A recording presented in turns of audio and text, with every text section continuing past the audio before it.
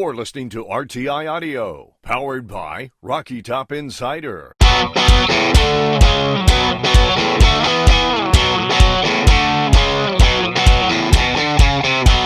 This is Pancakes and Bacon with VFL, Kyler Kerbison, and Reed Bacon.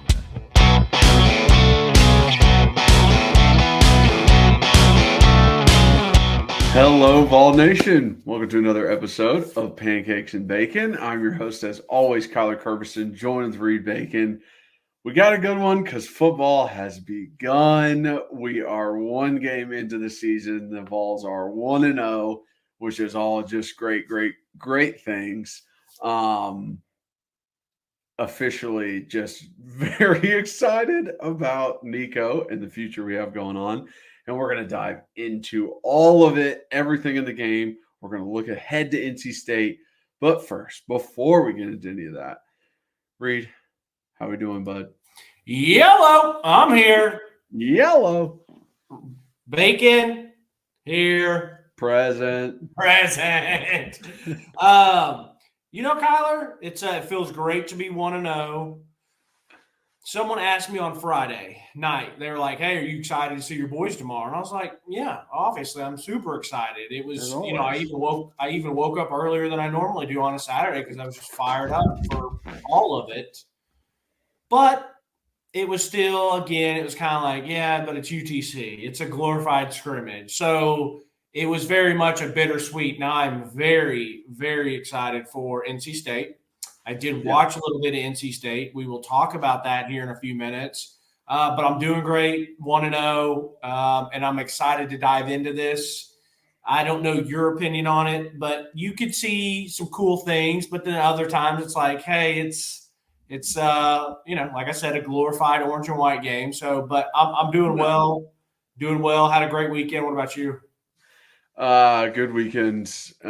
Just enjoying the fact that I watch football for extended periods of time. That is fun. Popping on that Miami Florida game, getting to watch Florida get their ass beat. Popping on the Notre Dame Texas A&M, and it was actually very, very boring to start. But watching them lose, just seeing Georgia be absolutely dominant again over Clemson, really in the second half mostly. But yeah, just getting to watch football again is like we're back into it. We're back into the swing. You sounds like you really got to sit back and relax and enjoy some stuff yesterday. Yeah, so I mean, like I was throughout the day doing stuff. Like I cooked dinner last night. I was doing laundry during the day.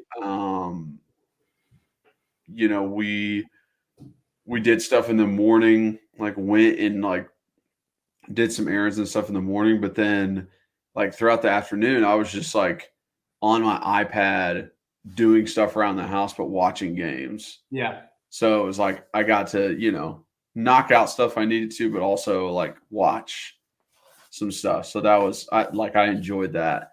A very productive watching instead of just couch potatoing. Yeah, instead of just couch potatoing, yeah. And I find I almost get like too antsy couch potatoing. Really? Watching. Like I'm like, well, I mean, I could be doing something, and I get like antsy about it. So yeah. No, I we've talked about it before. I understand that. It's weird for me because I'm obviously watching the game, but we had I went out to my parents' house and was watching with my dad, and our neighbor Paul came over, which I love PJ. He's great. So he came over, and the three of us were watching it for the first little bit. And then Tyler and his kiddos came over to swim. And they came over close to halftime. Obviously the game was in hand, but I say all that to say, I know I'm going back and rewatching it. And there's an excitement to know that I'm seeing all the good stuff happen, but it's I'm watching it and I'm seeing some of the good stuff happen, and it's very much the appetizer because I know later I'm going to really dive into it. In the bigger games, I'm like this, you know what I mean? And I don't want to be talking, I don't want to be bothered, but for this type of game, and I feel like, and I kind of led into this to start, there were some really cool things to see watching the film. And then there's some other stuff that I'm like, is that us? Is that because it's against UTC? Is it somewhere in the middle? And I always go back to the quote. It's never as good as you think it is. It's never as bad as you think it is. And I thought about that, and I thought I didn't do a ton of social media scrolling yesterday. But I did a little bit last night, very little bit, and there was already that, like, we're incredible. This is the greatest thing ever. I saw someone say, like, we have an elite wide receiver room. We're going to be incredible. I was like, just hold on. Pump the brakes. Calm down. It's UTC. Hey, let's be excited, but let's chill out. And I get it. Last thing I'll say on that is I even got in the car this morning to drive to Mass, and Jimmy Himes and Tim Irwin are doing their show again. And I enjoy listening to them. And it was very much the 3 minutes I caught from my drive for the house to Sacred Heart. It takes me no time to get there. So it's not like I'm hearing a bunch of stuff like I used to on my drive from East Knoxville. But they were just talking about, like, this looks so much better than last year. That looks so much better than last year. The linebackers were this. The secondary was that. And I said, guys, like, come on, coach. Come on, coach. Come on. Come on, Tim. Like, pump the brakes, bro. Like, yeah. So, but yeah, what was your overall thoughts of everything and all that? No, I mean, I think you take everything with a grain of salt when it comes to playing UTC. But the good things that I did see that I took as good things were like, this is a good thing no matter who you're playing. You know what I mean? Yeah. It's so funny. We think so much alike.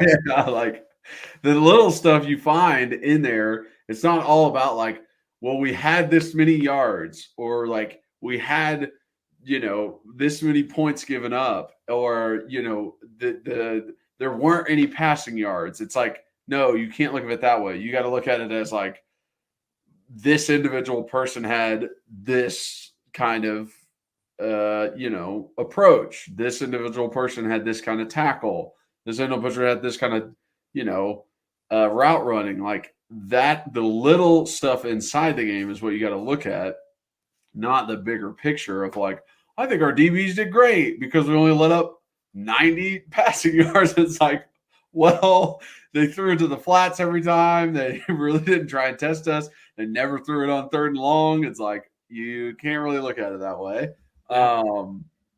But yeah, so I'm totally with you, but very happy. This is exactly what I wanted and why I said I love playing a lesser team in the first game. You figure out what you want to figure out. You maybe try some stuff. You get the maybe penalty bug out of the way that would happen in the first game because it's just live action and you haven't done live action before. And it just kind of sets you up for the next week. The teams that play legit teams have to do everything they can to win those games. So the team who plays them next has a full game of film on them. NC State does not have a full game of film on our offense. They don't. They do not have a full game of film on our offense. They barely have what they need to actually scout what our offense is going to be like. And I love that. I absolutely love that. Nico's out at halftime. They don't have enough information. And that's what makes me feel great about going into that game. And that's why I love playing Cupcakes the first game. Yeah. Listen, Kyler, first off, I love that we think the same way on so many things because that's the exact same thing I thought about. It's this is going to get real coach speaky. This is straight out of the coaching realm. Good coaches. It's not about the results. It's about the process. Yeah. And how did we process some certain things compared to what did the end goal look like? So, I'm ready to kind of dive into it. I think you and I talked about it. Years past, we've literally gone drive by drive, possession by possession, play by play. Yeah. it was easier for me because it's UTC. So I can't promise that when it's a better game, I'm not going to get excited about certain things and want to talk about them. And I'll hit you with my quote here in a second. But you decide how we're talking about this. We're gonna go offense first and just talk all offense. Then we will talk all defense. I don't think we necessarily need to go drive by drive. Most of the offensive talking points are in the first half. Mm-hmm. No offense to Gaston Moore, but like, we're not here to talk about you, buddy. I'm sorry. And most of the defensive talking points are in the first half, even though a lot of the guys who are still going to played in the second half. Yep. That did happen. So I just want to talk about like overall what you felt, call out plays that you were like, ooh, I like that one. This one looks awesome. And kind of like I wrote out like by kind of position, just like, this is how I felt about the running backs. This is how I felt about the O-line. This is what I saw in the O-line, that kind of thing. And then also did the same on defense. Like, this is what I saw out of the D-line. This is what I saw of the linebackers. This is what I saw of the DBs. Because like I said, you're looking at individual plays that guys make and the techniques they're using rather than like the result was the 3 and out. Yeah. It's like, well, we kind of knew it was going to be a 3 and out. Yeah. So, but I want to get your quote first before we jump into everything, unless it has to do with what we're going to be talking about in offense. Unfortunately, I'm not a liar. I don't have one yet. I haven't come up with it yet.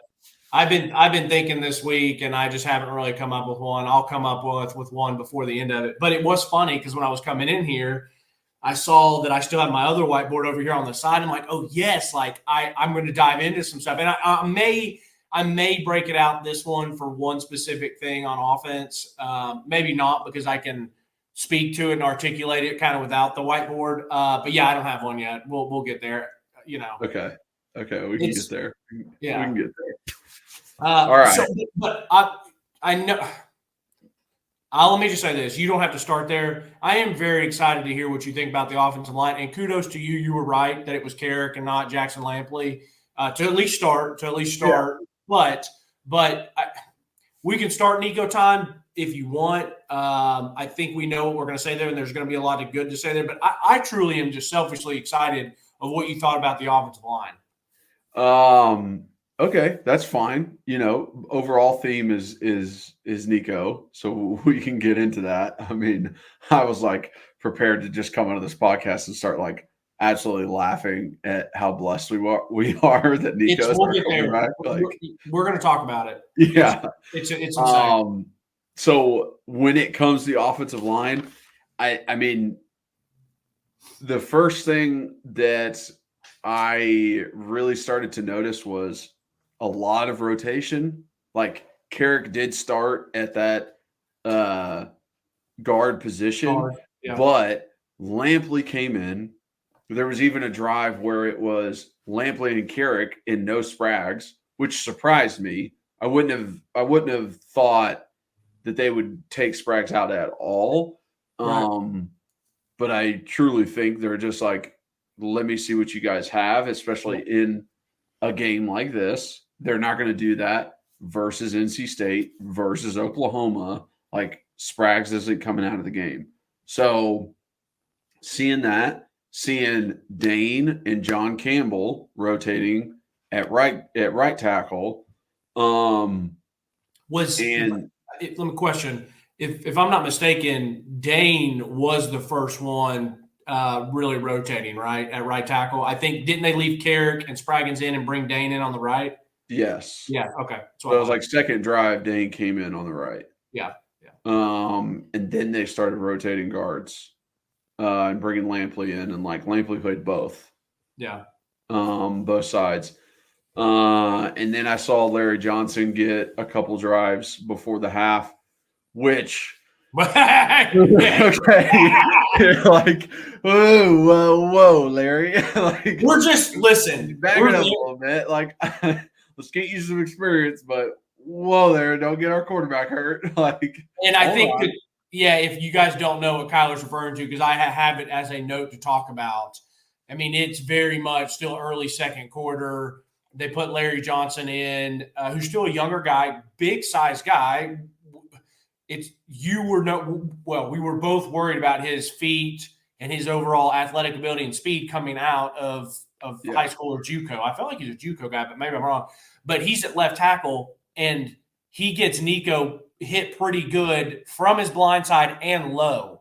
So it would have just literally, like, not to be dramatic, but it would have very much been like, well, season's over, second quarter against UTC because Larry Johnson gets beat around the edge. And that's like, I have a feeling they're going to be in the film room. They're going to tell him what he did wrong, but the coach might be like, all right, yeah, like, his ass ain't playing anymore. You know what I mean? If Nico's in the game, he is not in the game. Yeah.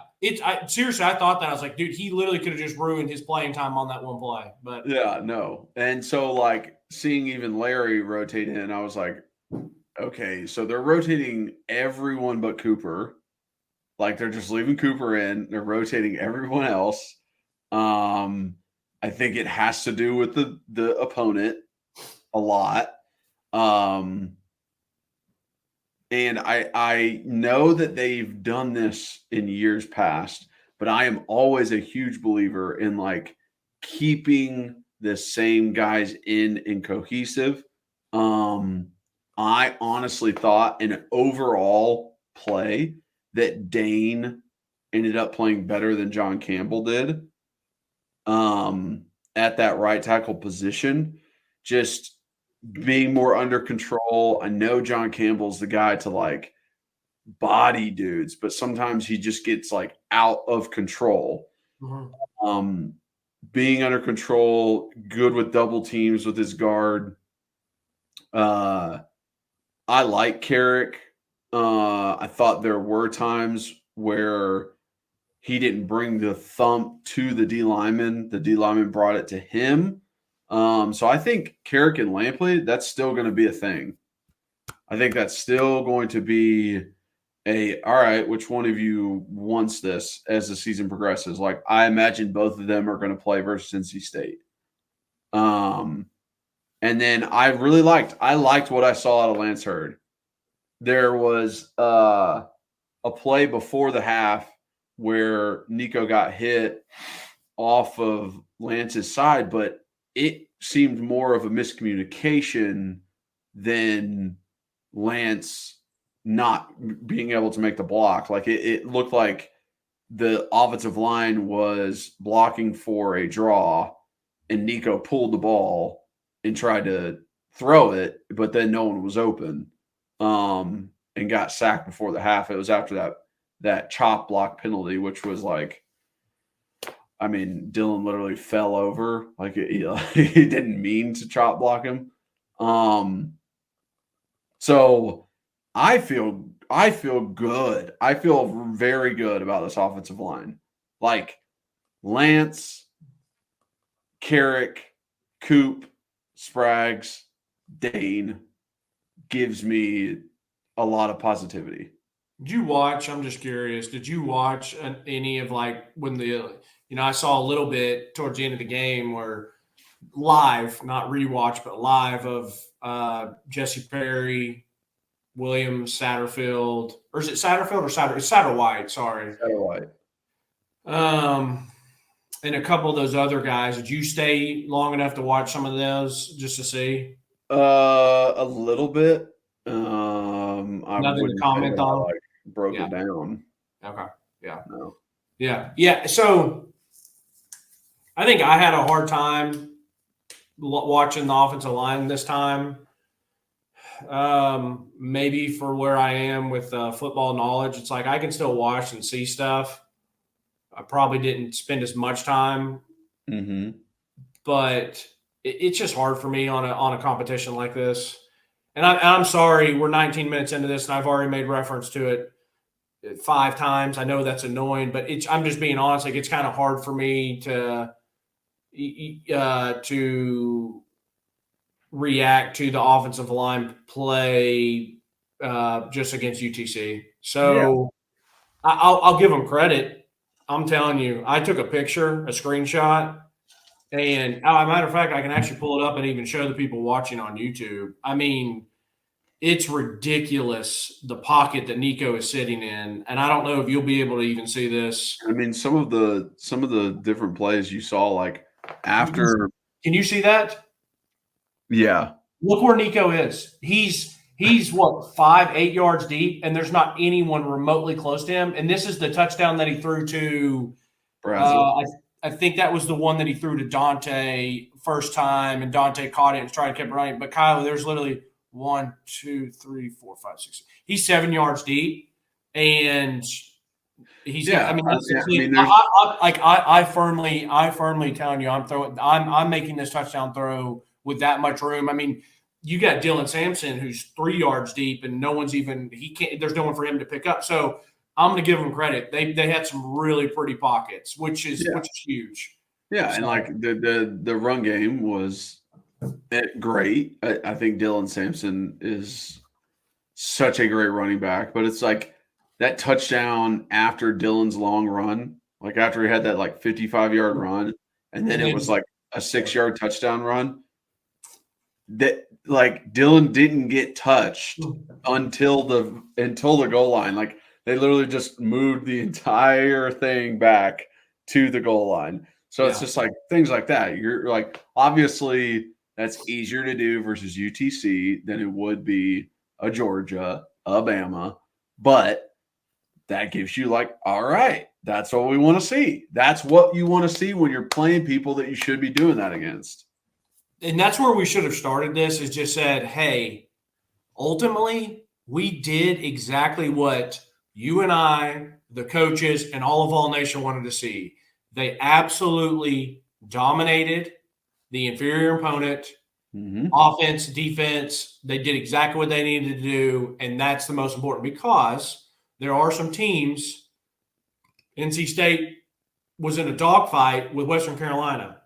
You know what I mean? So there's very much, and even as Tennessee fans, we know plenty of times Appy State came in there the year after you left or graduated and gave us a dogfight. So listen, there's levels to this, but if you were playing someone that you're supposed to beat, go ahead and dog walk them. And that's what they did. So Nico time, man, Kyler, it's oh man, it's so awesome. And we're still just here. We're still just here, and we're not at the mountain peak yet, and it's not still even close. Like it's laughable how fucking good these throws are. It's wild. I mean, I even thought it was funny the first play of the game. Play kind of breaks down. They run a nice little stunt. He bails. The defense tackle that stunts, kind of giving him some pressure, and you're like, oh dang, like okay, he's getting out of the pocket. I'm like, just throw it away, it's fine. And he's like, he throws a perfect ball, laser. To Chris Brazel. There's no way Chris couldn't catch it because it was in his belly. Now, Chris did a really good job of keeping his feet in bounds, but that ball is getting caught by 50% of the people in Neyland Stadium, no matter how young or old, because it's literally in their belly. Yeah. So you know what? Something we missed out on, and I just noticed it with watching games later on, is like the actual TV coverage when you're playing an inferior opponent and like ESPN or whatever, and they put this TV coverage on, they have like 2 camera angles and that's it. Going watching like Texas A&M and Notre Dame and Miami and Florida, you get the replay of the play. You get to see it from a different angle. You get to like look and see what players are actually in.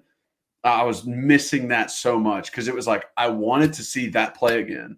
I wanted to see it from down the sideline. I wanted to see like Chris like leaning out for the catch. I wanted to see the same one that he did to Ethan Davis. That was almost the exact same kind of setup where it was just like you don't get to see those little things.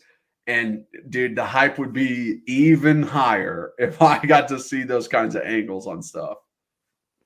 Hilarious that you bring this up because I was sitting there watching this and I was like watching it live and then rewatching it. And I was like, this feels like a high school quality game. I mean, we're getting 1 or 2 angles. The announcers are kind of clowns, like kind of goofballs.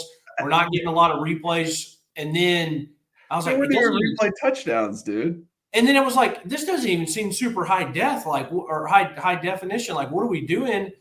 And then I was like, screw it. I'm just going to start buying the coaches film. Like, I'm just going to go and just start buying the all 22. And I don't know if you can do it for college. I feel like on Huddle you can buy the I think I know in the NFL you can pay for the NFL All Access or NFL All 32, and you can literally get game film, and it's not that expensive. But I was like, dude, I'm just going to start doing it for this. If this game, Kyler, there were times I was having a hard time knowing who the player was on defense that made the tackle. Oh no, it was impossible. Especially, and that was something I was going to talk about on defense. Like all of our DBs are fucking single numbers, and I could not tell. Only time I just knew if Will Brooks did something because he's white, but even like the granular, I was like, is he black, or is Will just kind of tan, or is the shade there? I was like, what's going on here? If they didn't zoom in, I had a hard time knowing some people. So it's funny you brought that up. But back to Nico. First off, he's really good because he does the things that should be, I'm not going to say simple, but he does the things that are routine, and he makes the routine things look really simple. Mm-hmm. We have wide open guys. He hits them. Not a shot taken at Joe, but a shot taken at Joe. It is. Even if you remember back to us breaking down film in 2022, and I would tell you, I said, Hendo's hitting about 50%. I said, there's still a couple that the guys are open and he's going to overthrow them and miss them. I feel like yesterday a ball didn't touch the ground until the second quarter, and he let that one rip to Chris Brazzell going down the right side. And I don't know if that was an overthrow or if Chris slowed up. And the announcers said he slowed up. They didn't show a replay, which would have been nice to see what happened. But they called it out and said that he slowed up. And it's not only the fact that Nico is hitting the guys, it's how he's hitting them in stride. Right. I didn't get there because that's what I was going to say though. Yeah. It is incredible. Like these shots over the middle to Brazzell, to Dante, to Brew, they're all perfect in the spot. No one else is catching that ball. There's no DB. I don't care how good they are, how much they're in the hip pocket. They're not getting to those balls. And that deep ball down the sideline to Dante Thornton, dude, I like the fact that there was a safety back. It was not one-on-one coverage. There was only one place to freaking put it and lead Dante towards the sideline and give it over his shoulder. It was the fact when he let it go, it looked like a laser, and then it got air underneath it. And it was almost like Dante wasn't ready for how perfect of a ball that was. I know. And he bobbled it. We'll get there when I do break some plays down, because it's funny that play has a certain talking point that I'll get to. But you're right. Knowing that these receivers are catching balls in stride, they're catching balls that are keeping them out of harm's way, and they're catching balls, in stride, so they can keep running out of harm's way and only where they can get it. Another thing is too, you made a comment about this. Some of the UTC guys were in good position. Really, they were on the one. There's another one I'm going to break down on where Brew went across the middle, and it was like a skinny post, real deep slant type vibe. No, it was more of a post, and he has to go up and climb the ladder and catch it. When I explained the play, the corner is 10 yards off inside shade, and Bruce still got on the inside of him, and the guy was on Bruce's back, and he still went up and made the catch, and it was great.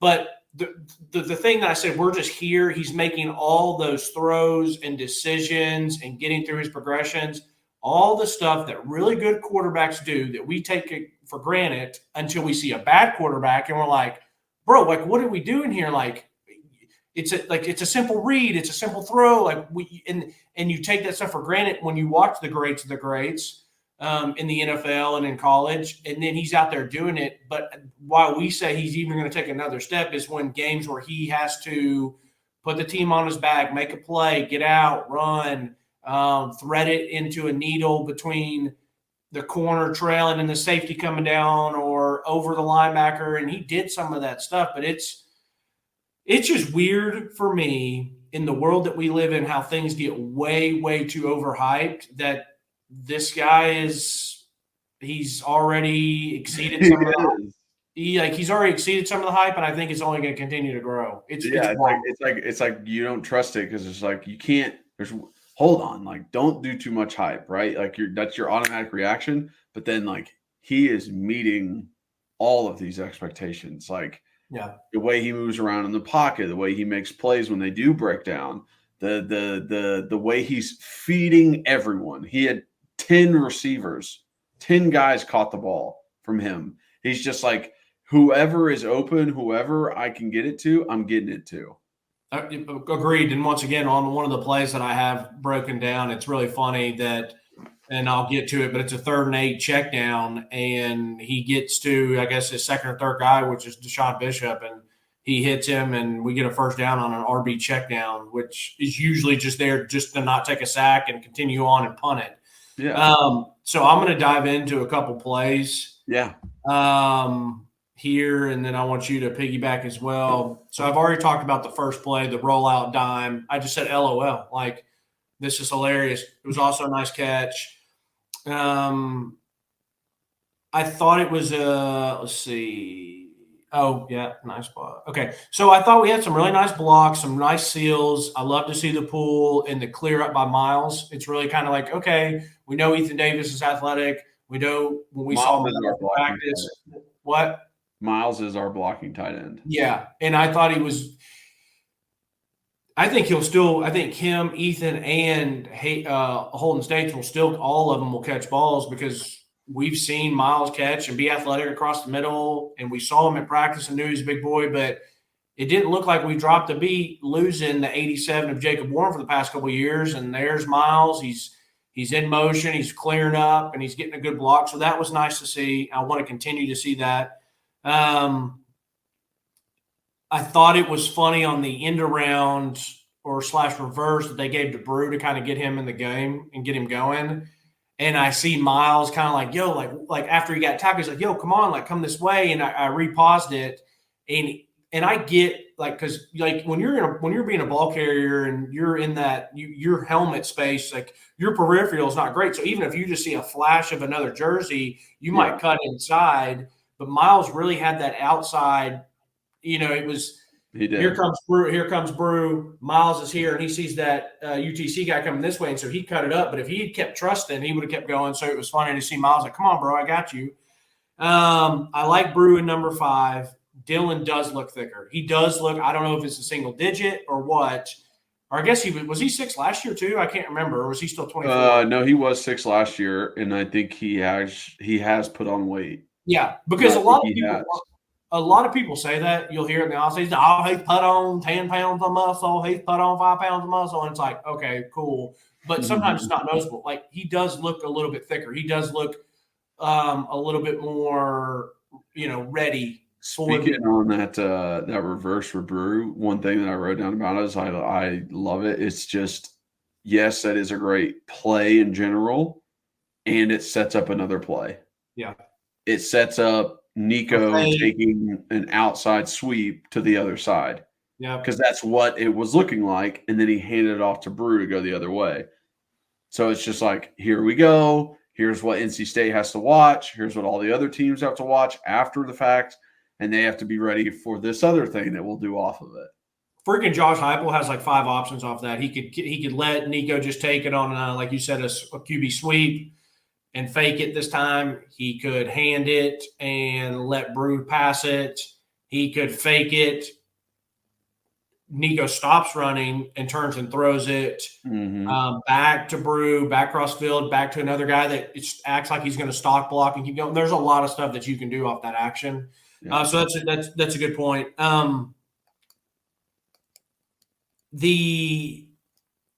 So I saw this a lot yesterday, and we see this a lot with Heupel's offense, but I feel like either I've slept a good amount since last season and I've forgotten some of this stuff, but I don't necessarily think that's the case, where yesterday it was very much your play action shot. And I thought about this. I tried to put it into words and articulate it a couple years ago about how funny this offense is because it's so spread out. It's in the shotgun, but it's still the same principles, whether you're in an I formation, handoff, handoff, handoff, and then you do that turnaround, handoff, stick, and then the quarterback chills for a second. Everyone thinks it's a run, and he's got one guy running on a deep post. Yeah. And they let it fly. And it's that very hard play action. No matter what's going on, we're taking our shot here. And it's like this guy does it in the funniest of ways. So hold that thought. We'll get there. But like the first touch or I guess it was second touchdown, or maybe it was the first touchdown or whatever. But they do the play action, and it's a quick slant. I don't think it was an RPO. I think it was a real play action, quick slant because the guard pulled, picked up, Dylan picked up, and then they throw it to Ethan Davis. And that little bit of that action, you show a guard pull so that the linebackers are reacting to that. Dylan picks up. It's just cool to see that. And then – now I wanted to bring this up to you too. Go ahead. You mentioned a guard pull. Yeah. A couple days ago, you were rewatching a game from back in 2015, and you asked me about a certain pulling action from center guard trying to block a defensive end. Yeah. And I told you, it's like, yeah, he got blown up, but it's his technique. He needs to get up on him. He needs to make it feel like it's a run play, get up on that defensive end, make the defensive end think, oh, I need to squeeze here, not I need to pass rush here, and things will go right. If you don't have that technique, it doesn't turn out right. These guys have it down. These play action passes look like runs. Agreed. Every time. They look like it's going to be a run. The tight ends even make it look like that when they come inside to block. They make it look like it's going to be a run. That's what helps Nico so much across the middle. That's what opens up so many things. Like the sell of the play action is so, so important by the offensive line, and they do such a good job at it. That's why he can do so many things that are very, very simple. In the grand scheme of things, it's very simple. But when you can establish a run, you can make your play actions look like run. And when you add the pace that we play, and I've put myself in the situation at corner and at safety so much. And the second you kind of fall asleep because he's going fast, and him going fast lulls you to sleep in a way of you're like, okay, we're going fast. They just threw one of the little bubble screens. All right, it's 5 or 6 yards. Handoff. Okay, they just threw a quick hitch. I'm thinking I'm at corner. I'm at safety. I'm seeing this stuff.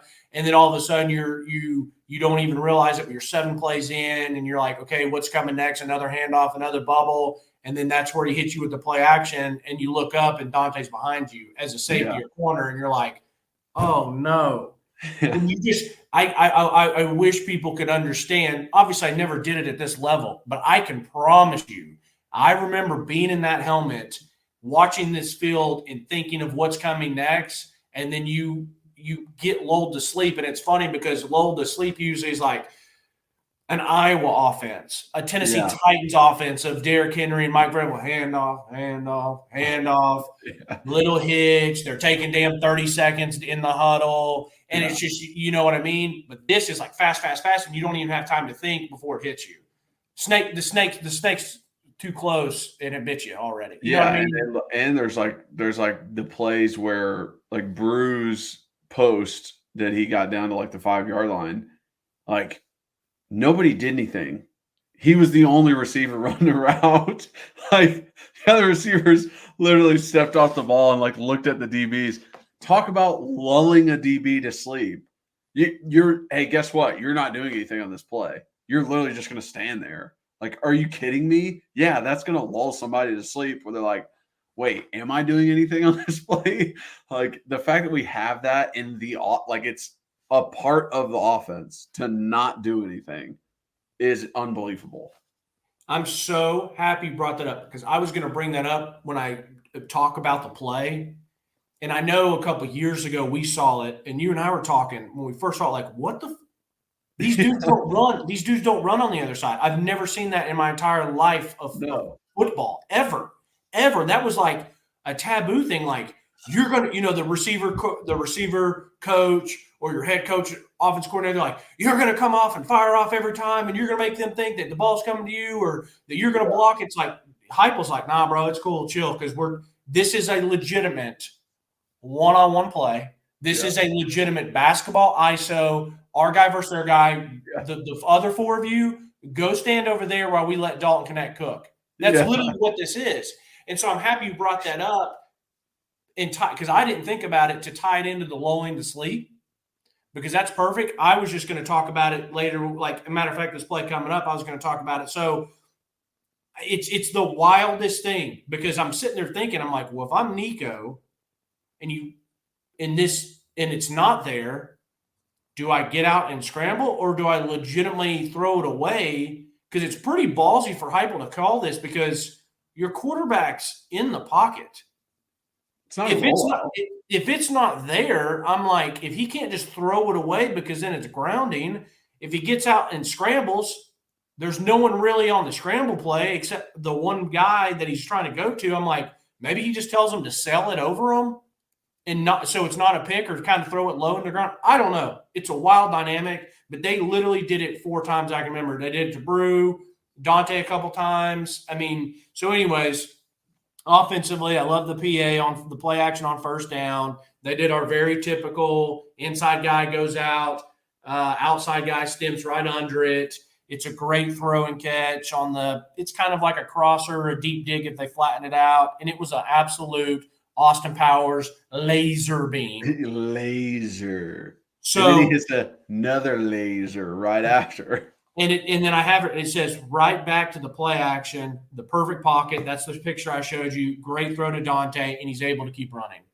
And that DB was kind of in good position too. I mean, he was right on Dante's hip pocket. Yeah. If you throw that behind him, it's not a touchdown. Sometimes it's not a completion. Other times it's an interception, which we saw last year with the other quarterback. Sorry to say it. We saw that. He did not hit guys in stride.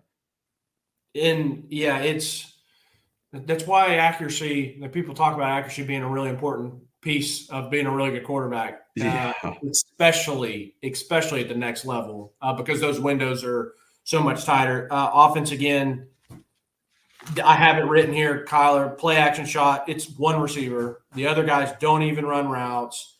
And this, I don't know for sure if Heupel did this on purpose, but you kind of start the possession, you get a couple runs, you go one way to the left side, you come back because now you have the wide side to the right side, squirrels in your slot. So it's a really long throw even to the slot guy. It'd be even a longer throw to the outside receiver because you're on the left hash. Yeah. Then they go from left hash to squirrel in the slot. Nice little catch, 6, 7, 8 yards. You're keeping going. And then now that you're on the right side of the hash, you know that you have Brew one-on-one on the left side. The safeties are already starting to creep up a little bit.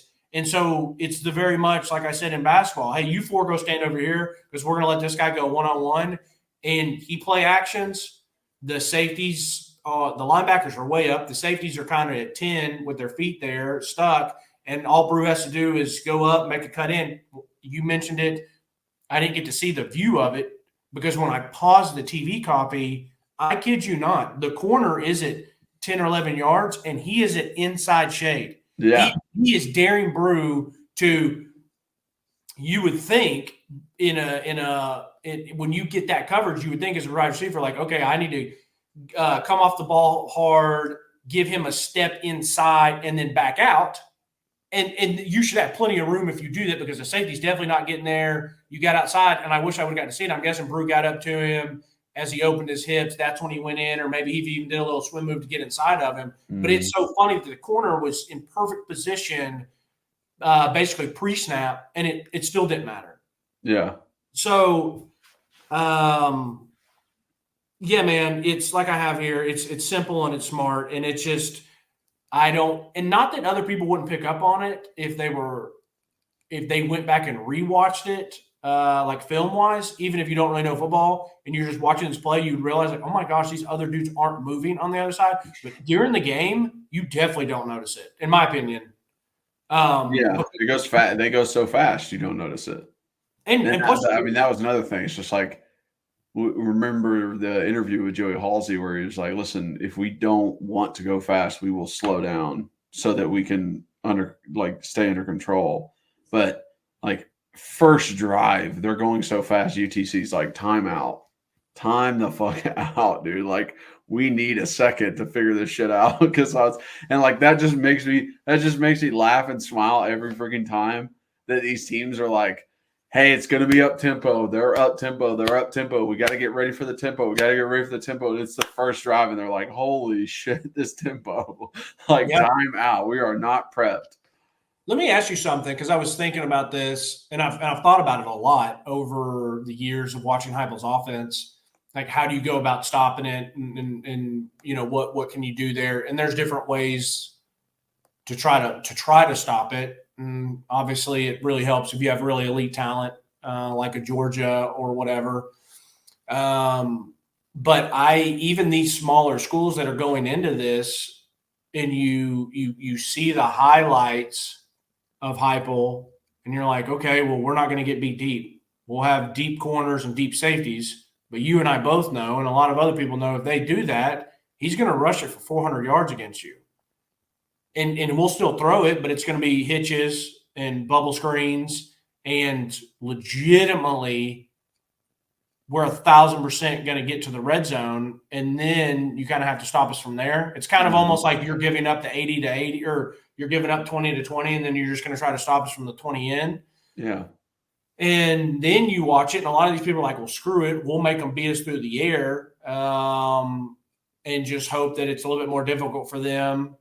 Well, when you had Joe Milton, you could kind of do that. It looks like now with Nico, you're not going to be able to just stop the run and try to give it to us through the air. But that's why it ends up happening where these guys who are much better receivers than the DBs are going up against, and that's why they're in one-on-one coverages, because the linebackers are up, and then they also bring the safeties in the box. No, I mean, the way to beat this offense is to be in one-on-one coverage and win your one-on-one matchups as a defense. That's the only way to beat this offense. That is how Georgia beat us in 2022. They had really good players. They could win one-on-one matchups in pass pro, in DBs covering wide receivers, in linebackers covering tight ends, in DBs getting off blocks on the edge of wide receivers. Like, they could win those because they had better players. If you cannot get and win one-on-one matchups, you're never beating this offense. You're just not. And I think people need to understand there, they had better players. If you have equal players as what Tennessee has, it's going to be way too difficult to stop it. You could slow it down, but I don't think you're going to stop it. Especially with a quarterback that knows how to. That is the painter of the canvas, or is the conductor of the orchestra, because Heupel's going to be able to do so many different things. But yeah, I mean, and another thing about that Georgia game is they could come with 4. They didn't have to blitz. They could really control it. So then you could drop your linebackers to take away the digs. You could let the safeties play up because the corners knew we're not playing. We're not going to get beat deep. And anyways, they could win. They came with 4, so their D line could win their one-on-one matchup with a guard or versus a tackle. So it's like that's the only way that you're able to beat this offense. Yeah. The only other, so I have offense. I want to give a shout out to Squirrel, Caleb, and Miles. We did just a little pre-snap in motion, swing route out to Dylan, and I thought all 3 of them had really nice blocks. Yeah. And that is, it's so important that we block well on the edge moving forward in this offense. Well, it's always been important in this offense, but I say moving forward, meaning as we get into better competition. It was funny that I felt like I was watching myself play NCAA when I play with Tennessee, because I'm so Dylan Sampson heavy. I run it with him a lot, and then I'm very much back out of the backfield, Texas routes, RPOs, and that's just how I play. It's not anything against any of the other wide receivers or anything. That's just kind of how I play the game. So it was funny that we kept him and going so much. Yeah. There's another play action, and the backers. This was the 3rd and 8 I was talking about. So it's kind of like it's a 3rd and 8. It's a definite passing down in this situation. In another closer game, 3rd and 8 could be a run play depending on where you are because he's going to go for it on 4th. But it's 3rd and 8, and we run them in and we do a dig, and the receiver who's running the dig realizes it's zone, so he stops it and cuts it off. At about 10 or 12 yards. Well, that backer going to get him, this backer going to get him, and Deshaun Bishop just curls right up, and he catches it, and he's able to get the 8 to 9 to 10 yards for the first down because of the pulling of the linebacker's back. Now, moving forward, if they say, hey, you guys need to kind of keep your feet on the line, pick up this, let the safeties come down, well, then you're really opening up for someone to get hit back over top of you. Yeah. Big time. And so it was just it's laughable that little things, and you see Nico back there, and he's like, check, and he's checking his progressions really quickly. Mm-hmm. And as I mentioned, a play that is usually in football 3rd and 8, and you're going to hit the running back right there, it's just because, and we're not going to take a sack. We're going to live to fight another day. If we have a really special running back and he makes a couple of eyes miss, great, awesome. But if not, we're just going to punt it. And it's like he's designed this so well that even our check down last options are going to get first down. Yeah. I mentioned the Larry Johnson getting hit on the blind side. Another play action, no one moves. You're going to hit Dante. That's kind of what I have. I'll say this about running backs. Dylan's awesome. I really liked what I saw from Deshaun Bishop. Peyton Lewis looks awesome in his pads. That boy is a thick, old, good-sized running back for a freshman. But there were still times where, and this is very limited, like maybe 3 or 4 or 5 snaps I saw him. I wanted him to hit it and really go. And maybe that's not his fault. Maybe he's being patient like a Dylan, like a Jabari, like a Jalen. Mm-hmm. But unfortunately, when I watch those guys and they're patient and they hit it, it looks like they're purposely doing it. With him, it looks like it's indecisiveness. Yeah. But I wanted to ask you what you thought or if you saw anything. But everything else offensively, I loved what I saw. I mean, guys were catching the rock. We had good creases and good alleyways. We had some good pulls, good seal blocks. But yeah, so what did you think of just about or what other plays do you have or anything like that? Yeah. So when it comes to Peyton, one part of that is the line he's behind. The offensive line he's running behind. It's like you can be patient for a second to see the hole open up because the hole has not opened up yet because your offensive line hasn't opened it. And then you're sitting there patient, and then a guy gets off a block and you get tackled. And it's like, well, shit. I didn't even get a head of steam to maybe break that tackle. Right. When it comes to running backs, I thought Bishop did a very good job of just like firing through the hole. Just I'm taking off. I'm hitting this right now. I liked the fact that he was still a part of the passing game, like you said, in that 3rd and 8. Was able to catch the ball, was able to kind of make a guy miss a little bit and get a first down. Cam vision sometimes feels shaky. Sometimes I'm like, okay, now I can see, you made a good cut. That's a good, first down. There was other times where I was like, I feel like you're missing the hole here. You're not quite hitting where you need to go. Dylan. Hold on. Can I ask you a question about Cam real quick? Yeah. I felt that same thing too, where Cam is like the guy built in a lab. Like if you want a running back, size, speed, athletic ability, he looks great. Yeah.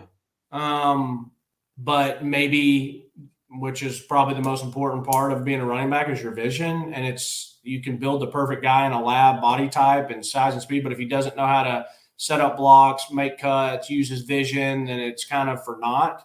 Mm-hmm. And I'm not saying that's going to be the case because he's still very young. He's had a lot of injuries, which takes away his time for reps. But I do know that the vision thing is something that's not really taught a lot. It's you kind of have it or you don't. And you and I talked about this even when you were in high school and college about the backs that were good backs, but they could have been a lot better if they just knew how to run properly with their vision. So my question is, do you think Cam can get there? Yeah, I guess. Or like you're not worried yet because it's still too early, or exactly. I mean, Cam's not our running back one. Okay. There's nothing for me to be worried about with that. Like, I think, yes, I think there is a natural vision that guys have. Yeah. But that doesn't mean that he can't get better at it. And I'll tell you what, all running backs out there, whoever's a running back, and maybe you listen to this, go sit in an offensive line meeting room, please. Go watch some film with your offensive linemen. Go talk to them about how they're blocking the guys, how they're setting up the defensive line and the linebackers for you, where they anticipate you hitting the hole. Okay? It makes a big difference. You'll start to understand it a lot more. I love running the ball in video games because I know how it's supposed to be set up. I know where the hole is supposed to be when they're running inside zone. I know it's front side A, backside B. I know that's the progression because that's how I'm blocking it as an offensive lineman. Running backs, please go sit in an offensive line meeting room, meet with them, ask them, how are you blocking this linebacker when you get up there? What side of the linebacker are you trying to get to? So I know where to go. Speaking on that, Dylan Sampson is the best running back I've seen since Alvin at setting up blocks. Every running, like Jalen Rout, love you, bud. Jabari Small, love you, bud. Like guys that have came before, great. Dylan Sampson setting up blockers is a work of art the way he does it. On counter plays where we got a guard and a tight end pulling around, he sets up both of them individually to be right. That's very fucking hard to do. That's a lot of patience. That's a lot of wiggle. He gets balls on the outside. He sets up wide receivers blocks in open field perfectly. That he finds the tiniest of tiniest holes in the line. He finds a crack, not a hole, to squeeze his body through. He gets small, like he's a damn defensive tackle trying to split a double team, and he gets extra yards. There's a breakdown on a shovel pass. They run games. The defensive line runs games. They run twists, which is literally the one thing that destroys draws and shovel passes. Yep. He still gets positive yards. He gets 4 yards and makes it 4th and 1. That's crazy. This guy and the way he's able to move his body, I cannot say enough about Dylan Sampson. I freaking love him as our running back. I think he works incredibly well in this offense, and he is so versatile. So versatile. Was it who was it? Deshaun Bishop that caught the next one and turned the wrong way on the. It was Cam. Damn. Okay. And that's another like vision, understanding thing. What are we doing here? Where he just turns right into it. Yeah. It's like you got to have a little technique when it comes to these shovel passes and like kind of court awareness. Yeah. In a way. It was blocked. It was because I paused it, and if he had turned the right way. There's a linebacker that he's got to beat. Yes. But if he beats that one, it's blocked super well. Yeah. It's like you got your one guy. Yeah. But you turned into a D tackle, so that'll take you out. And then I'm good there. Plays yeah, go ahead. I wanted to mention. Yeah. One, it was a breakdown where Nico just took off and ran. He got positive yards. But the play setup, I don't know if you noticed this one. It was Nico in shotgun. Okay. Dylan Sampson or Cam maybe right next to him. Then Squirrel next to him. So Squirrel's in the backfield at running back depth next to the running back. So there's 3 guys towards the boundary. Nico play actions to the running back. Squirrel immediately heads out to the flats, turns back to like look for it. Brew is out there, runs a tight slant and is holding the linebacker who was supposed to be coming out to cover Squirrel. I love that if that play is set up and turns out right, what happened on the play is the boundary defensive end popped out and got in the passing lane for Nico. So Nico said, I'm not throwing it. Let me try and go find some yards, and just followed some blockers and tried to get upfield. But it was set up specifically for Squirrel to get that in the flat with Brew kind of breaking off his guy. And then it ends up just being Squirrel and a safety once Squirrel gets to like 7-8 yards. Right. All right, let's make that guy miss. Yeah. Let's see, let's see what happens. So, like, I remember watching that and being like, oh, man, I love, like, adding Squirrel into the backfield. And then there's nice. 3 guys in the backfield. And you're like, as a defense, like, wait, hold on. That's a receiver. That's Squirrel. Like, this is a different formation. Like, how are we covering this? And then another one where it was just, here's a 3rd and 4 after we ran the ball on 2nd and 8. Everybody hurry up, get to the line, 5 wide. Cam Selden even goes out to the side. Everyone runs 5-yard hitches, and he hits. I think he hits Brazel for a first down, and it was just like, that's the simplest way to get a first down. You're already an up-tempo offense. You got to 3rd and 4, and they were just like, hurry up, get on the ball. Just ball hit. Easy first down. And guess what? If it's not there, because they went 5 wide, because Nico's standing in the backfield by himself, he could just take off. Yeah, I can't wait till we see that, because if you pull out 5, and we could be basically what you could be in, you could be 2-by-2 with your running back. And as you're hurrying, you call the play. So that means whoever's at running back goes out. So that means a linebacker is going to have to go with him, or a safety. And that means that box is going to be very, very light in the fanny. And depending on how they have it, whether it's 4-down lineman, 3-down lineman, and a linebacker, it's 5-on-5, and there's not someone accounting for Nico. And I cannot wait to see the quarterback draw or the quarterback power based on it, and it's going to be deadly. Yeah, it is. That was another thing I wrote down. I was like, we'll get into it versus NC State, but it's like there wasn't a single design run for Nico. I know. And we didn't even show that. And that is such a huge part of, like, go look at the Iowa game. We didn't even do any of that in this game. We didn't have to. I'll be interested to see if we even see it against NC State. Maybe 1 or 2. I would save it for Oklahoma. Huh?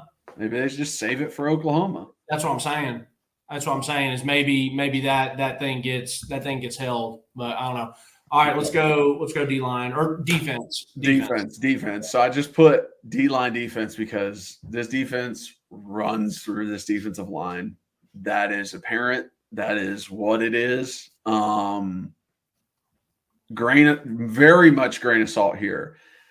Can't really break down the individual performances as much on defense as I can on offense. Yep. Because UTC is playing very safe. They're running on any 3rd down that's longer than 7 yards. Their only pass plays are play actions into the flats. Yep. Like, it's like simple stuff.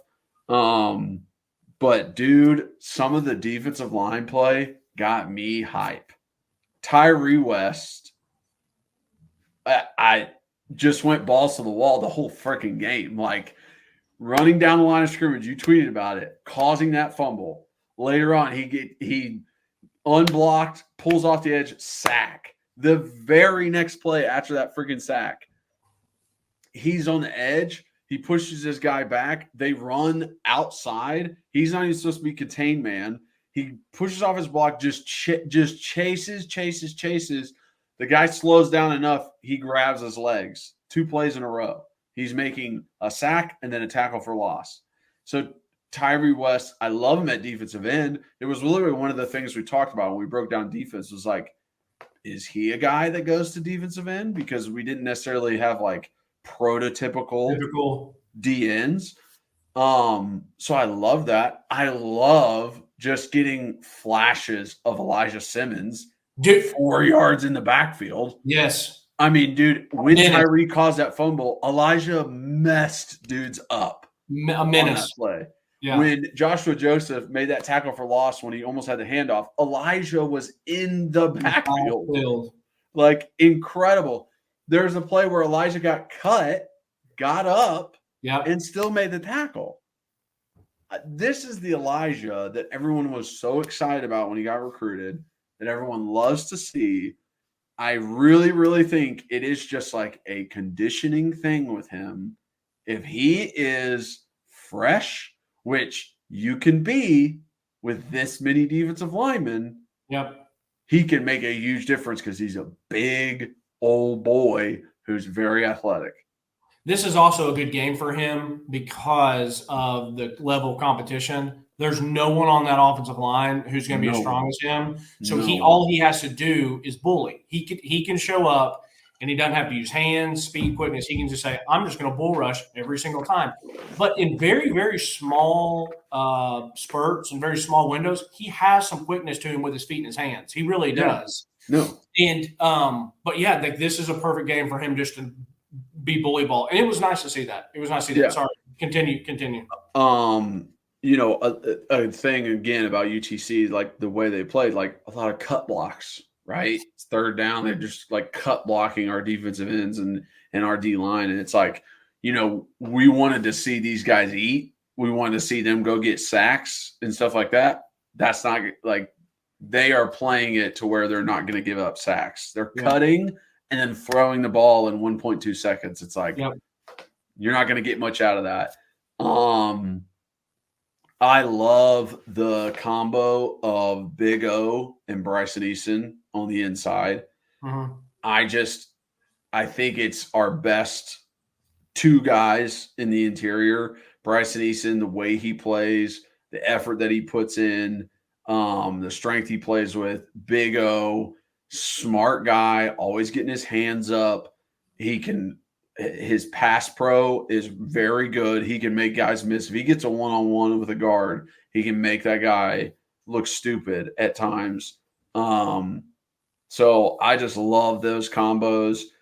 I am hesitant about the amount of times, and it might just be because of the opponent and what we were doing, the amount of times we were dropping James Pierce into the flat, into coverage. Not that I don't trust James Pierce in coverage. I'm just like, let this man eat. Like, this is what he's good at. Literally let him do what he's good at, please. Like, I understand you're putting him to the boundary, and then you can have your blitzes on the field side, and you can drop him, and it's like less space for someone to cover, and he is your most athletic defensive end. I get that. But, like, Tim, let this man eat. That one's a very, very difficult situation for me because I get it. You just laid out everything. I get it. You want to. You're going to be in a game. It's 3rd and 6, 3rd and 7, and they're going to be keying on James. And then all of a sudden he drops back, and it puts the offensive line in a frenzy because then they know someone else is coming from somewhere. And then if throwing to that side is hot because, hey, he's coming, we got to get rid of it, but then he's dropping out, and you're like, well, that took away that quick slant or the quick out route from the tight end on the line of scrimmage, and then he doesn't see Boo Carter or another, or a backer coming off his backside, and so I understand the scheme of it, but it's a tough pill to swallow that, the best or arguably the best defensive lineman edge rusher in the entire country is not getting to do that. So but then again, it's kind of like on offense where you're setting stuff up and maybe he makes a play in a big game because of he drops him back and use the bait, and so I hope this sets up a scenario where James Pierce has a one-on-one versus a tackle in some third down. Like, that's what I want later down the road, where they go, hey, James Pierce is to the boundary. there's probably going to be a blitz on the other side. So running back, come to this side of the quarterback so you can help pick up this blitz that's over here. They will probably drop James Pierce. They don't bring the blitz. James Pierce is one-on-one with this tackle. And he's on the left side. He's on the blind side of the quarterback, and he gets a sack fumble. Like, that is what I hope it sets up. But, as we're going through the game, I'm just like, quit dropping him. Man, let him go. Let him go. Come on, man. Come on, man. It's my man, bro. Cut the leash. Yeah. So for me, defensively, D-line, I'm glad you brought up Elijah. It was nice. Obviously, Tyree West, the game came to him in a couple spots. The point I want to make about the first Tyree West, where he runs down the line of scrimmage and absolutely blasts Buddy, I thought it was funny because we were just talking about that a couple pods ago, where you were saying that you want to be a linebacker so you can come up or safety, get those kill shots. And I said, hey, the kill shot for a D lineman, if you don't get a quarterback standing there, which Tyree West got, he also got the other one where, hey, you run down the line of scrimmage, Buddy jukes back into you, and you get to murder him, and he got that one. But before that, I want to give Tyree West a massive shout-out that he played the play-action boot perfectly. He comes off the line of scrimmage. He takes a half second because you have to play your responsibilities. That is how football is designed. If you don't, and the one time you don't, it's going to burn you. He came off the backside. He checked real quick because you can see him take that step. Oh, I got to take the quarterback. It's a boot. Oh, he doesn't have the ball. Let me come back. His teammate are doing their responsibility where they're getting a push and they're turning it back into them because it was Arian Carter and Will Brooks triggered and shot very, very quickly. Because they actually did show the replay, so you can pause it from behind and you see Will there, you see Arian Carter there, which was great, and then you get to finish the play. And so that gets me hyped more than anything because it's Orange Swarm. It's a good swarming total defense. It's not just Tyree West, One guy. Yeah, exactly. Let's see. Defense as a whole, before I go just through a couple plays. Man, Boo Carter's fast, bro. He's fast, and he's also quality tackler. Quality tackler. I love how feisty he is. I'll be the first to admit. Now it's first, knock on wood, it's his first collegiate game. There's a lot of career to go, but I'll be the first to admit that I was absolutely dead wrong about him because I watched his highlight film and I was like, yeah, he's electric, and I said, I could see this guy just being upset that he's not playing offense. Seems like a prima donna me guy. We'd heard some stuff from some people in the Chattanooga area that, he's transferred schools. He's kind of a diva. He's kind of this. He's kind of that. It was the whole going Instagram Live and his recruiting and all that. But the guy goes out there and he plays his ass off. He plays hard, and you can't coach athletic ability. And as I mentioned, he's not just line up on a track and run fast. He's not just even run fast when the ball's in his hands. His speed and his acceleration it's silly. And the other thing, Kyler, he did really good on his first blitz is he didn't show it. A lot of young guys, when they know they're getting to come on a blitz, they got that 1 foot up. They're trying to, they got the 1 foot up, or even if they're not supposed to show it, you can still see their head and their eyes, and they're kind of like they might even jump it too quick. No, he was locked in, head straight, both feet forward, like he's in coverage, and the right when it was snapped, he went, and he got back there freaking fast the couple times he got back there, and that is a horrendous spot to be in a quarterback when you know that there's I know a lot of quarterbacks don't want to take hits from big old boys. I know they don't. But there's nothing more panicking knowing that you have someone who is 10 times the athlete and has the foot speed that you can't compete with, because then you're just stuck. As a quarterback, you're like, I can't. You're going to I could juke out this big dude. There's nothing you can do when you got a really fast, athletic guy who's under control. And I would put James Pierce in that. James Pierce is a big guy, but why he's so scary to quarterbacks is because of his athletic ability, his length, his speed. Mm-hmm. And I thought Boo did a really good job of also, like I said, being under control. He's getting back there fast. DBs, Jamon McCoy, that boy's got some piss and vinegar in his game. I mean, there was one where he tried to L'Jarius Sneed press coverage a guy into next week, and he got a great stab on him. You have to be careful doing that. But he did it, and I saw that, and I was like, damn, who's that? And then I saw, okay, it's number 3, Jamal McCoy. I thought Will Brooks did pretty well on some of the stuff I saw coming up in tackling. I thought McMurray did really well coming up in tackling too. Well, I thought Jacoby Thomas had probably the hit of the game from a safety spot where he came up and he freaking triggered, shot his gun. When he got up there, he had to even kind of bend and sidestep I don't know if it was a tackle, guard, or tight end, and he mollywopped buddy, and he got up and he had a little fire too. So I was happy with that. There's just not much that you can get from the DBs right now.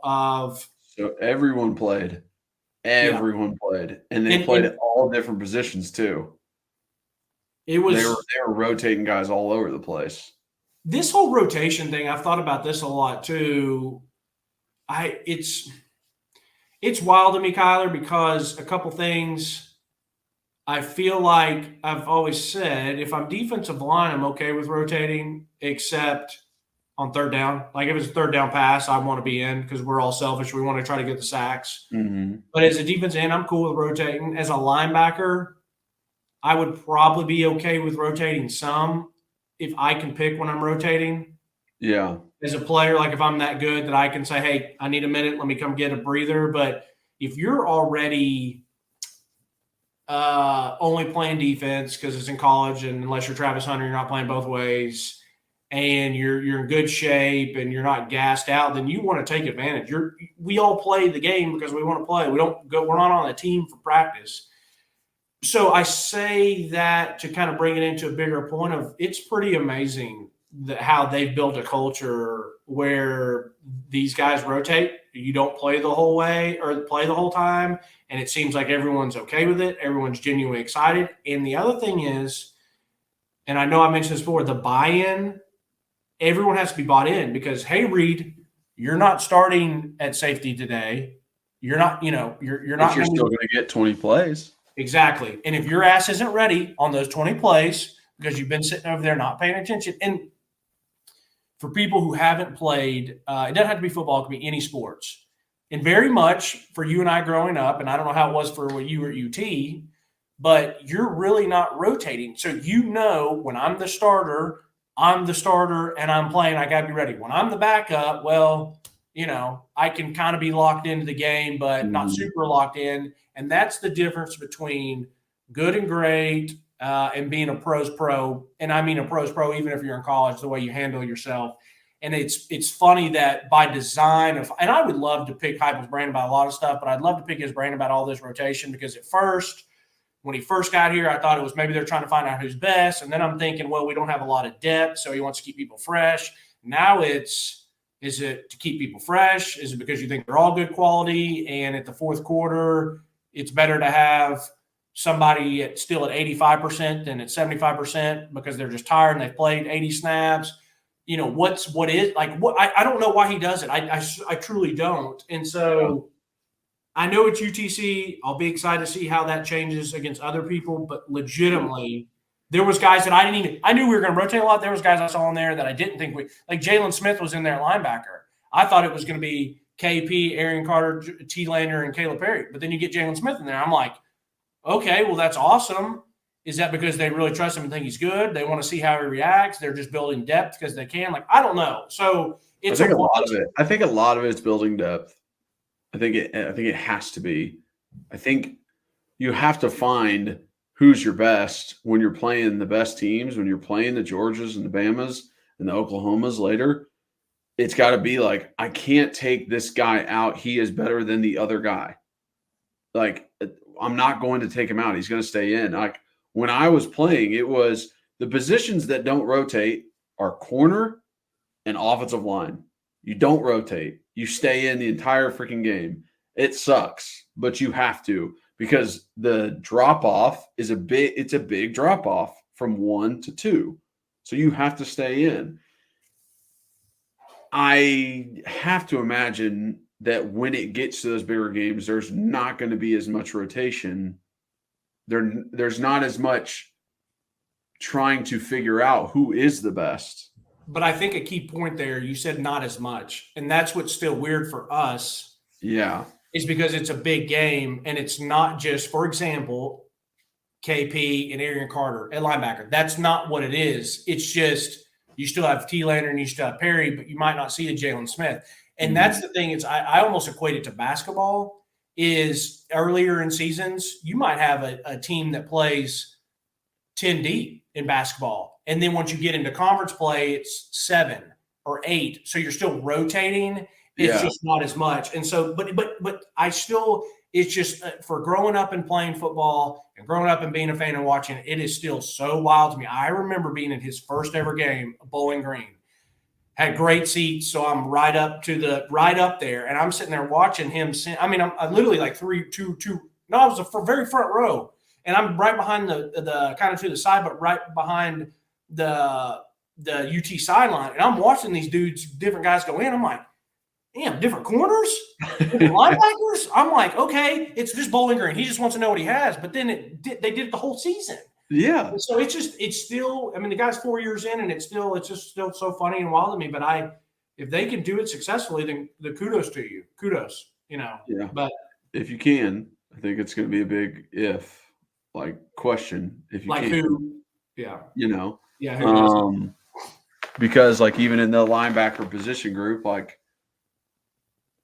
Jalen Smith isn't ready to play versus an Oklahoma or Georgia. Watching him out there, I'm like, great. I'm glad you're out there. I'm glad you're getting experience, but you're not. Yeah. There's a difference. You're not quite there cognitively when it comes to it. I just saw the play. I'm guessing you're talking about not Jamal McCoy, not Jacob Thomas, but who was McMurray. Yeah, it was nasty. Yeah. And it looked like it was weird because at first it looks like he's playing the star position, but he's not because they don't have a wide receiver on one side. So that boy came up, took a block on and absolutely smashed Buddy. Yeah. So yeah, that was not. Or no, that was Christian Harrison. So it was the star position. Okay. Yeah, it was Christian Harrison. He cut up under Buddy and blocked. So I love seeing that. Anyways, Continue. Sorry. But in the linebacker position group, I wouldn't mind because they rotate. They do these groups together. Mm-hmm. I wouldn't mind switching up the groups a little bit. Some. Okay. I wouldn't mind seeing Keenan and T-Lander together. Okay. I'm following. I wouldn't mind seeing T-Lander and Arian together or Keenan and Caleb together. I want to switch it up just a little bit. I think there's a limit to how much you can determine and scout when you have it as you two together, you two together, you two together, you two together. Because there are times where it's I like Arian a lot, but there are times where I watch T-Lander and I'm like, I wonder what he would look like with Keenan. I think that's the one thing that you're going to see differently in other games. Because we know that you can trust KP. I mean, he's 45 years old, and so I know you want the athletic ability of AC Arian Carter, but if he's not stepping right and his eyes aren't right, they'll put T-Lander in there next to KP. Mm-hmm. I definitely believe that. Yeah. Okay. But yeah, I mean, that's pretty much all I had on defense. Like I said, UGC couldn't give us much. So, as we close out, let's talk heading into this week, heading into NC State. You said you watched a little bit of that game. I watched some of that game. They were struggling versus those guys. And I'm very glad that they pulled out the win because maybe they stay ranked. And if, our game end up winning, we get a ranked win. But, one of the first things I noticed was they're not ready for tempo. like NC State defense is not ready for tempo. They are lining up slow. They are looking around. What's the play? What are we supposed to be doing? I'm like, you are not going to be able to do that versus us, buddy. Yeah. Give me 1 second. I was just looking through these notes again. Well, actually, it's fine. I'll come back to it if I need. It was a point that I wanted to say, let's watch moving forward. It was something about Jordan Matthews off the line of scrimmage, but it's not that important. Well, I can refer back to it if I need, because we've already been on here for a long time. So I watched it, and I was watching North Dakota State and Colorado, and then you get the text, the eyeballs like, hey, NC State, what's going on here? And so I go and flip it over and watch it. And kudos to YouTube TV, where you don't even need multiple TVs anymore. You can just multi-view that bad boy. And it was a little weird. I'll just say this.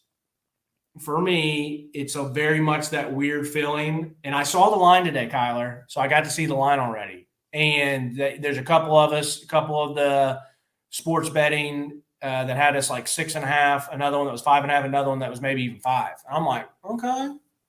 All right. I like, you're not going to believe how we looked yet against UTC, and you're going to take into account that it was just a first game for them. They're going to be better. Mm-hmm. But I'm watching, and here it's very much the Tennessee's like, oh, we're going to hang, Tennessee fans like, we'll hang 50 on them. They look like ass. We're going to blast them. And it's just like, that's not how – and that could happen. That's not how football really works. It's very much that funny, oh, they look terrible, we look great. And then we're going to show up and it's second quarter, and Grayson McCall is going to take a 30-yard route to the house, and they're beating us 10-7. It's like, well, hold on. Yeah. And I'm not, I'm just saying I can see that happening. That's how sports works. They had Conception, which is his last name, who he's a good player. He's a good player. Him and their running back Waters, I think, are both I think they're good players. Like, you cannot overlook both of them. I think Waters runs the ball very well. He finds the hole. He's a tough runner. Yep. Concepcion is like a speedy guy. He's their squirrel with a little more weight to him. And that's what I was going to say is those players are going to make plays against us. And I'm not meaning, hey, just because it's West Carolina, they make plays. Like, no, those guys are good. They're good quality players, like you mentioned. And I'm telling you, man, Grayson McCall has seen a lot of ball in his time. I feel like he's been in college for 9 years. I loved watching him at Coastal Carolina, and he's going to be a gritty-ass player. He's got almost that little bit of and they kind of semi-look alike. They don't necessarily play alike, but he's got some of that Gardner Minshew in him. He's got maybe some of the Baker Mayfield, some of these different quarterbacks that we've seen over years that not necessarily overly big or overly fast or overly athletic, but they just are Kenny Pickett a couple years ago, just a gritty ass dude who's gonna have Omar Norman Lott coming down, and you're like, oh, sack, and he's gonna like somehow squeeze out of it. So there's still some of that I think that worries me with him, because I think he's just a gamer. Mm-hmm. Offensive line and defensive line, I still think we're going to be perfectly fine. Yeah. Like you mentioned, the tempo. So I'm betting Tennessee. I definitely think Tennessee will win by more than a touchdown. I agree. But I would warn people, be careful. Don't be riding this high of UTC, them not competing super well with Western Carolina, and just think it's going to be a mollywhopping, because I'll be surprised if that's the case, unless I'll be surprised if it's all good old-fashioned dog walking, but I won't be surprised if you just score check at the very end of the game. It's like Tennessee won by 10, 14, something like that, because we just maybe pull away and have like a late turnover while they're trying to be there. But, just think about how we looked against against Appy State that I've already mentioned, and then you come back the following week and you beat Virginia Tech. So maybe Virginia Tech fans back then were like, oh, Tennessee barely supposed to be really good. They barely beat Appy State at home. Like, we should be able to compete with them, and then we handle business like we should. So what are your thoughts on all of that? I'm with you. You can't overlook anyone. I think Tennessee can definitely cover that 5.5 points. I'm interested to know how this will turn out the thing about Tennessee is if they get hot and they get going, it's hard for those teams to fight back. Like the only team that I saw do it semi-successfully was Bama in 22 when they were like, I mean, we scored and scored and scored, and Bama was like, all right, like because Nick Saban red team, they were like, we can still do this, we can still keep it going. But like what we did to LSU that year, it was like turnover on the first kickoff, score touchdown, defensive stop, score touchdown, defensive turnover, score touchdown. LSU's like, holy shit, it's the first quarter. What the hell's going on? And they can never catch back up. Yep. I could see that happening. Sure. Versus this NC State team. But say that's not like the immediate 21 points in the first quarter, then I think it is very much like close in the third, then we pull away, maybe get some more stops, make this more of a 14-point game, 42-28 kind of victory.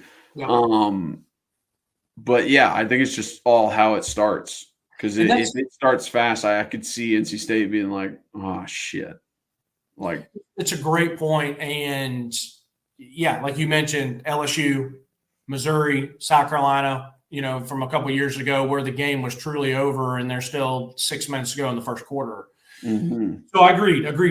And I was on Xbox Live the other night, and I was talking to my buddies on there. I said, all right, what's your final team? What's the final season predictions? What are you guys saying and stuff? And I was saying, hey, I'm worried about the back end, secondary and linebackers. And Jack made a great point. He said, I think because I had made or maybe he said this, and then I was like, yeah, you're so right about that, because Kyler and I took a lot of flack for saying that the offense lost us the game against Florida and Missouri. And everyone's like, are you serious? Like, we couldn't tackle anyone. We couldn't stop anyone. It's like, well, yeah, because their ass has been on the field all day, and we've only put up 7 points. This is a Josh Heupel offense. You got to give us at least 21.